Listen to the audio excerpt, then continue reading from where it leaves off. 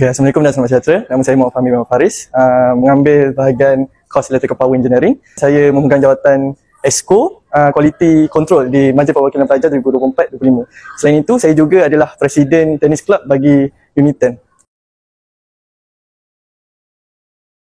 10. Kami di dalam Universiti Tenaga Nasional, kami menggunakan satu perkataan iaitu skoran. Dia lebih kurang similar dengan merit di Universiti Awam. Disebabkan Universiti Awam diwajibkan kurikulum dan mengumpul merit, kami di swasta, Unit 10, kami tidak diwajibkan tapi mengumpul skoran tersebut untuk graduan. Kalau contohnya saya mengambil course Electrical Power selama 4 tahun, so saya kena kumpul skoran itu sebanyak 40 skoran.